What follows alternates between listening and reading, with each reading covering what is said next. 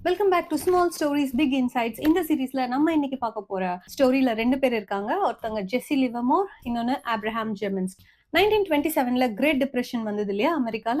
அப்படின்னா ஒன்றும் இல்லைங்க.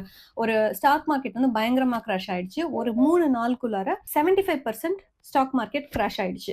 அப்படின்னா ₹100 வச்சிருந்தவங்களோட வேல்யூ திடீர்னு ₹25 மாறிடுச்சு. அது எவ்வளவு பெரிய டிஃபரன்ஸ் இல்லையா?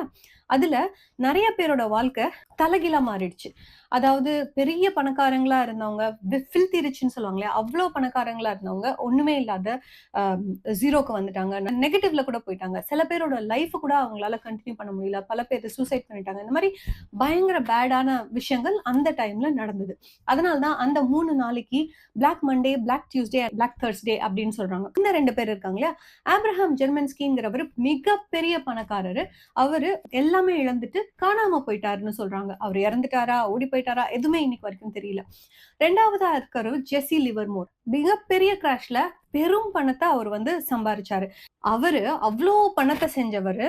அவர்கிட்ட ஒரே ஒரு ஓவர் கான்பிடன்ஸ் இருந்தது. இந்த பணம் எல்லாம் நான் தானே சம்பாரிச்சேன். என்ன இருந்தாலும் என்னால அந்த பணத்தை திரும்பி சம்பாதிக்க முடியும்னு அவரோட டோட்டல் சொத்தையுமே பெட் பண்ணி இழந்துட்டாரு.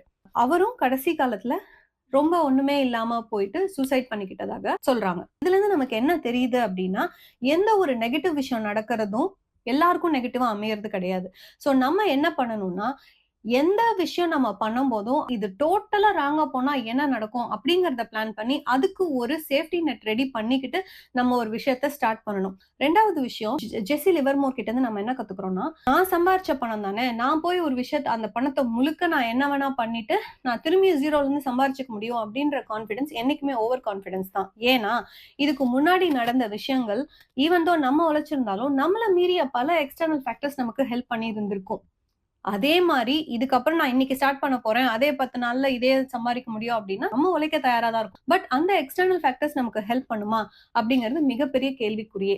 என்னைக்குமே பேலன்ஸ்டா நம்மளோட பணத்த செலவு பண்றோமோ, இன்வெஸ்ட் பண்றோமோ, என்ன பண்றோமோ, நம்மளோட பிளான் படி நடக்காம இருந்தாலும் நம்ம லாஸ் ஆகாத மாரி ஒரு விஷயம் செய்யும்போது நம்ம ஜெயிச்சிடலாம். இந்த 2 லெசன்ஸும் ரொம்ப முக்கியமான லெசன்ஸ்னு எனக்கு தோணுச்சு. நல்லா இருந்துச்சுல்ல? இன்னும் நெறைய ஸ்டோரீஸ் பார்க்கலாம்.